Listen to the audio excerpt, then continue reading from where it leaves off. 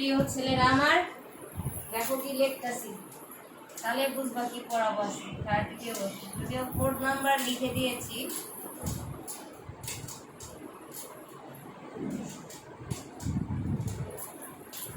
হ্যাঁ, আজকে আমার পড়ানোর বিষয় হচ্ছে বায়োজিওগ্রাফি। তো তোমরা সবাই কেমন আছো? আশা করি সবাই ভালো আছো, সুস্থ আছো। সবাইকে আমার ক্লাসে শুভেচ্ছা জানিয়ে শুরু করছি। আমার অনলাইন ক্লাস আজকে 3rd ইয়ারের জন্য। 3rd ইয়ার হচ্ছে বায়োজিওগ্রাফি 3003। আজকে আমি তোমাদের পড়াবো জিওগ্রাফি অ্যান্ড ব্রেজনের animal dispersal. Animal dispersal.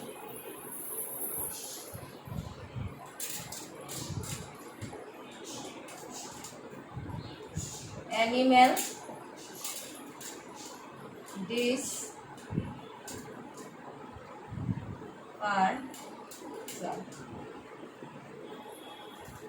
Animal ডিসপার্সালটা আমাদের সিলেবাসের 10ম অধ্যায়ের অন্তর্গত জিওগ্রাফি অ্যান্ড রিজিয়নের। ঠিক আছে, আমি জিওগ্রাফিক্যাল রেলেমও পড়াবো। তো আজকে এইটুকু আগে দেখিয়ে নিই অ্যানিম্যাল ডিসপার্সালটা কি, তারপরে আমরা অন্য কিছু জানবো। ছেলেরা, বায়োজিওগ্রাফি বায়ো মানে কি? জীব ভূগোল। আর জীবে তো তোমরা জানো ভালো করে, প্রাণী জগৎ আর উদ্ভিদ জগৎ মিলেই হচ্ছে জীব ভূগোল বা জীব জগৎ।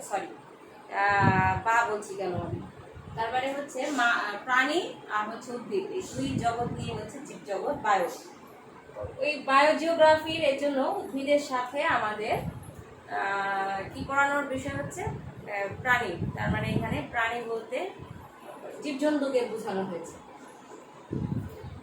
তো এই অধ্যায়েরই 10ম অধ্যায় আমি তোমাদের বললাম। 10ম অধ্যায় হচ্ছে জিওগ্রাফি অ্যান্ড রিজন, তার মানে প্রাণী ভৌগোলিক ভূগোল এবং অঞ্চল। প্রাণী ভৌগোলিক এবং ভূগোল এবং অঞ্চল। তো আমার এই পড়ানোর বিষয় থেকে আজকে আমি তোমাদের শুরু করলাম অ্যানিম্যাল ডিসপার্সাল। আমরা জানি বা তোমরাও জানো যে সমগ্র ভূভাগের 3 ভাগ হচ্ছে স্থল, তাই না? আর 1 ভাগ হচ্ছে জল। আউট অফ মাইন্ড হয়ে গেছিল সবাই পড়তে পড়তে, তাই না? ক্লাসে থাকে হয়তো বলতে, না ম্যাডাম আপনি ভুল বলতেছেন, কিন্তু আসলে আমি ভুল বলেছি। কারণ এটাই নিয়ম, আমি ভুল বললে তোমরা আমাকে শুধরে দিবে, আর এই শুধরে দেওয়াটাই হচ্ছে তোমাদের পড়া। তো আমাদের এই সমগ্র পৃথিবীর 3 ভাগ হচ্ছে পানি আর 1 ভাগ হচ্ছে স্থল। বা আমরা বলতে পারি 3 ভাগের 1 ভাগ হচ্ছে স্থল, আর বাকি সবটুকুই হচ্ছে, যদি 3 ভাগ ধরি তাহলে 3 ভাগের 1 ভাগ হচ্ছে স্থল, আর বাকি সবটুকুই হচ্ছে পানির ভাগ। এই যে স্থল ভাগ, সেই স্থল ভাগে আবার তোমরা জানো আমরা যখন মানচিত্র নিয়ে বসি বা আমাদের ক্লাসরুমে যখন মানচিত্র থাকে, আমরা কিন্তু ভালো করে লক্ষ্য করলে দেখি যে এই যে মানচিত্র, সেই মানচিত্রের উত্তর গোলার্ধে অর্থাৎ উপরিভাগে, তার মানে এই হচ্ছে আমাদের পৃথিবী। বিষুব রেখা দিয়ে আমরা পৃথিবীকে কি করেছি? 2 ভাগে ভাগ করে দিয়েছি। তো দেখা যায় পৃথিবীর উপরিভাগে বেশিরভাগ হচ্ছে স্থল ভাগের অংশ, তার মানে উত্তর দিকটা। এটা হচ্ছে উত্তর মেরু আর এটা হচ্ছে দক্ষিণ মেরু। এই যে উত্তর ভাগে, সেই উত্তর ভাগটাতেই দেখা গেছে স্থল ভাগের পরিমাণটা বেশি, আবার জল ভাগের পরিমাণটা কম। আমরা যখন পৃথিবীর জল ও স্থল ভাগের বিন্যাস পড়েছি তখন কিন্তু এটা ভালোভাবেই জেনেছি। মেবি তোমাদের 1st ইয়ারে ছিল অথবা 3rd ইয়ারেই আছে জল ও স্থল ভাগের বিন্যাস। তো এই যে জল আর স্থল ভাগের বিন্যাস আমরা পড়ছি। তো এই যে জল স্থল ভাগ, তাহলে প্রাণী বসবাস করছে কোথায়? প্রাণী অবশ্যই বসবাস করে হচ্ছে আমাদের কি বলবো, প্রাণী বসবাস করে সেটা হচ্ছে স্থল ভাগে। এখন বলতে পারো জল ভাগে কি বসবাস করে? অবশ্যই আমাদের জীব জগতের এই যে প্রাণী জগৎ, তার মানে পশু তারা মাছ, এই যে এই অংশগুলো মেরুদণ্ডী অমেরুদণ্ডী প্রাণী, মাছের বা জীবজন্তুদের নিয়ে, সেই জীবজন্তু আর মাছ কিন্তু বসবাস করে এই জলজ অংশ আবার স্থলভাগে। কিন্তু এই যে বিচরণ ক্ষেত্র, সেই বিচরণ ক্ষেত্রটা দেখা যায় যে পৃথিবীর স্থলভাগের স্তন্যপ্রায়ী বা স্থলভাগের প্রাণীরা স্থলে বিচরণ করে, পানির যেখানে রয়ে গেছে সেখানে তারা বিচরণ করতে পারে না। আবার জলজ প্রাণী জল ভাগ দিয়ে বিচরণ করে। এই যে প্রাণীর পর্যাপ্ত বৈচিত্র্যময় প্রাণীও দেখা যায়। তো সৃষ্টির শুরু থেকে এই যে বৈচিত্র্যময় প্রাণী নানা স্থানে বসবাস করছে, নানাভাবে বসবাস করছে। এই রকম প্রাণী যে প্রজাতি বা যে প্রাণী প্রজাতি হোক না কেন, জল ভাগেরই হোক আর স্থল ভাগেরই হোক, পৃথিবীর বিভিন্ন সময়ে এরা বিভিন্ন স্থানে ছড়িয়ে ছিটিয়ে পড়েছে, যে বিচরণ করেছে বা এক স্থান থেকে অন্য স্থানে গিয়েছে। অ্যানিমাল ডিসপার্সাল হচ্ছে যে প্রাণীর এই যে ধারাবাহিকভাবে এক স্থান থেকে অন্য স্থানে বিস্তার বিন্যাস, সেটাই হচ্ছে অ্যানিমাল ডিসপার্সাল।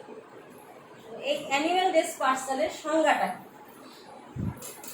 প্রাণীর স্বাভাবিক বৈশিষ্ট্য হচ্ছে, আমাদেরও কিন্তু এটা বৈশিষ্ট্য বাবা, শুধু কিন্তু যে জীবজন্তুর বেলায় যে শুধু পশু পাখির সময়ে যে শুধু ভাবে যে তারা খাদ্যের সন্ধানে এক স্থান থেকে অন্য স্থানে ঘুরে বেড়ায়, তা কিন্তু না। আমরাও কিন্তু খাদ্যের সন্ধানে এক স্থান থেকে এক স্থানে ঘুরে বেরিয়েছি, এবং যখনই আমরা উদ্ভিদ আর প্রাণীর গার্হস্থ্যকরণ শুরু করেছি, অর্থাৎ নিজেরাই তৈরি বা পালন করা এবং উৎপাদন করা শুরু করেছি, তখনই কিন্তু মূলত আমাদের এই মনুষ্য জাতির স্থায়ী বসতি শুরু হয়েছিল। ধারণা করা হয় নব্যপ্রস্তর যুগের দিকে বাংলাদেশ বলছি কেন, পৃথিবীতে স্থায়ী বসতির সৃষ্টি হয়েছিল। তো এই ধারাবাহিকতায় প্রাণীরও স্বাভাবিক বৈশিষ্ট্য হচ্ছে খাদ্যের সন্ধানে এক স্থান থেকে অন্য স্থানে গমন করা। তাছাড়াও তারা নানাবিধ কারণে বিভিন্ন স্থানে ছড়িয়ে পড়ে। এই যে প্রাণীর ছড়িয়ে পড়া, অর্থাৎ প্রাণীর এই যে এক স্থান থেকে অন্য স্থানে গমন, স্বাভাবিকভাবে একেই বলা হয় প্রাণীর বিস্তার বা অ্যানিম্যাল ডিসপার্সাল। অর্থাৎ প্রাণীর জগতের খাদ্যের সন্ধানই হোক বা অভিযোজনগত কারণে হোক বা অন্য যে কোনো কারণেই হোক না কেন, এই যে তাদের ছড়িয়ে পড়ার আকাঙ্ক্ষা এক স্থান থেকে অন্য স্থানে, সেটাই হচ্ছে অ্যানিম্যাল ডিসপার্সাল। তো এটা আমরা একটু ইংলিশে যদি সংজ্ঞা দেই আর একটু ভালো করে বুঝি, দেখো কি বলেছে,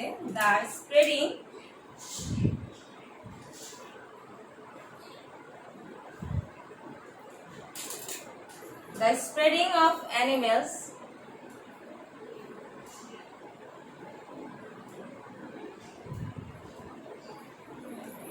from the place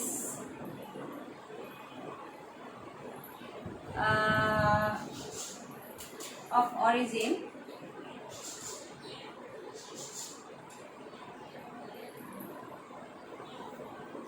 to other area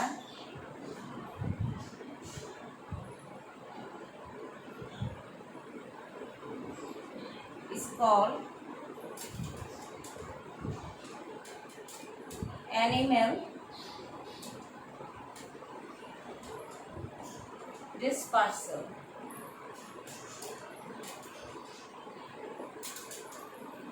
অর্থাৎ প্রাণী জগতের, দেখো আমি কিন্তু একটু আগে বলেছি খাদ্যের সন্ধানই হোক আর যে কোনো কারণই হোক, প্রাণীর এক স্থান থেকে অন্য স্থানে গমন করাটাই হচ্ছে প্রাণী জগতের বিস্তার।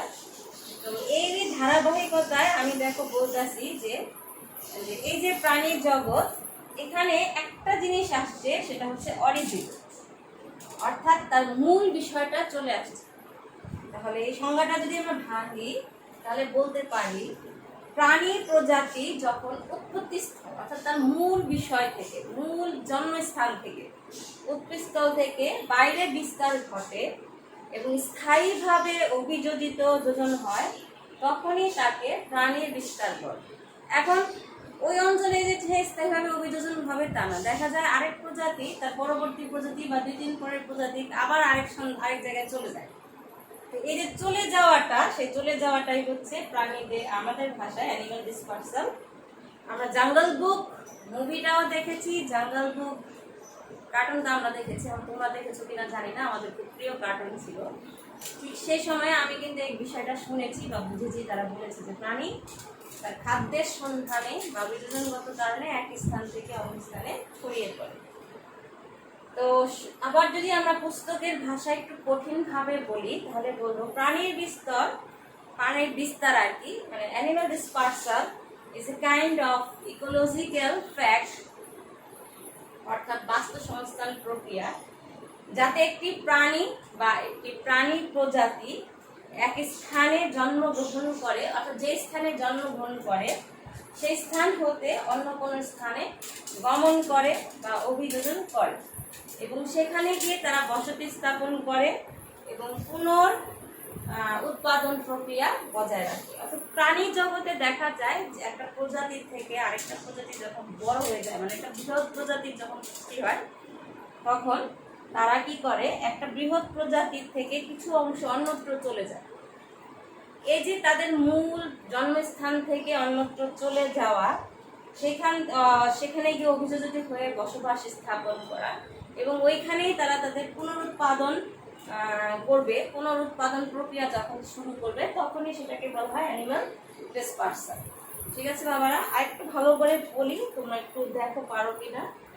প্রাণীর বিস্তার এমন একটি বাস্তু সংস্থানিক প্রক্রিয়া, ইকোলজিক্যাল ফ্যাক্ট আর কি, প্রসেস, যাতে একটি প্রাণী, একটিও হতে পারে বা একটি প্রাণী প্রজাতি যে স্থানে জন্মগ্রহণ করেছিল সেই স্থান থেকে অন্য কোনো স্থানে গমন করে অভিযোজিত হয় বা অভিযোজন করে এবং সেখানেই বসতি স্থাপন করে পুনরুৎপাদন শুরু করবে। আমি আরেকবার বলি, ভালো করে শুনো। প্রাণীর বিস্তার এমন একটি বাস্তু সংস্থানিক প্রক্রিয়া যেখানে একটি প্রাণী বা একাধিক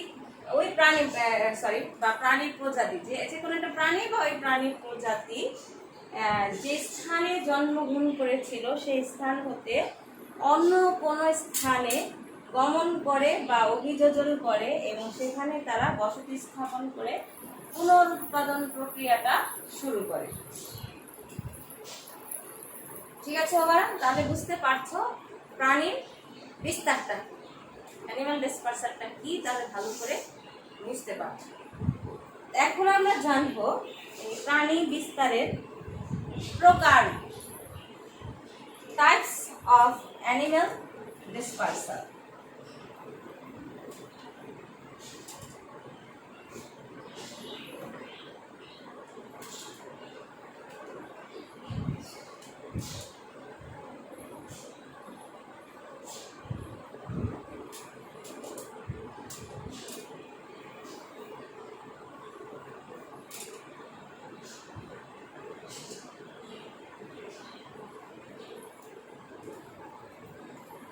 প্রাণীর বিস্তারকে নানাভাবে ভাগ করা যায়। ঠিক আছে, বিভিন্নভাবে, কেউ বলে এটা এইরকম হবে, কেউ বলে যে যখন চলে যাবে সেখান থেকে ভাগ হবে। এই যে ভাগ, সেটা টাইপস বিভিন্ন প্রকার হতে পারে, বিভিন্নভাবে ভাগ করে বিভিন্ন প্রকারের হতে পারে। তো প্রাণী বিস্তারে যে ভাগ আমরা জেনেছি সেগুলো হচ্ছে 5 প্রকারের প্রাণী বিস্তার রয়েছে। 1 gradual, GRA,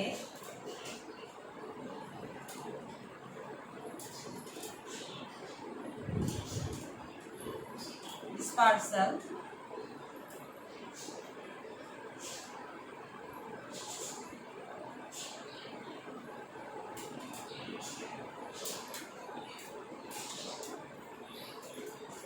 rapid dispersal,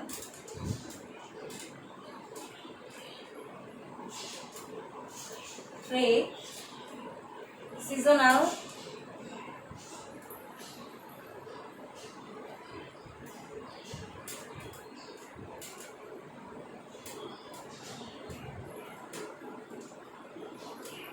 dispersal, or forced dispersal. 5 anthropogenic,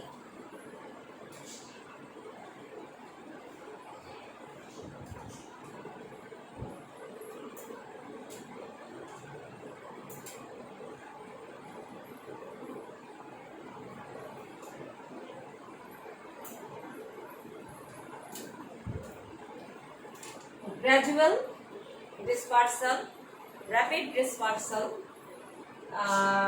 seasonal dispersal, forced dispersal and anthropogenic dispersal।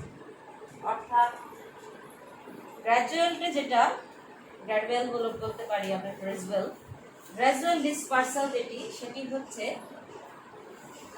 কি বলতে পারবো না বলো, ধারাবাহিক বিস্তার আমরা এটাকে বলতে পারি গ্র্যাজুয়াল। দীর্ঘ সময় সাপেক্ষ প্রাণী প্রজাতি বিশাল ভৌগোলিক অঞ্চলে পরিব্রাজন করে। এই পরিব্রাজন যখন ধারাবাহিকভাবে সম্পন্ন হয় তখনই তাকে বলা হয় ধারাবাহিক বিস্তার। অর্থাৎ একটা বিশাল অঞ্চল ব্যাপী তারা ঘুরে বেড়াচ্ছে এবং ঘুরে ঘুরে একদল গিয়ে তারা চিন্তা ভাবনা করলো যে এখানে থাকার ভালো ব্যবস্থা আছে বা অন্যান্য দলও যদি আসে তাহলে সেক্ষেত্রে তাদের খাদ্যের বানানো কিছু অভাব হবে না এবং পরিমিত জায়গা সেখানে রয়েছে। ঠিক তখনই অন্য দলকে তারা আহ্বান করে যাবার জন্য।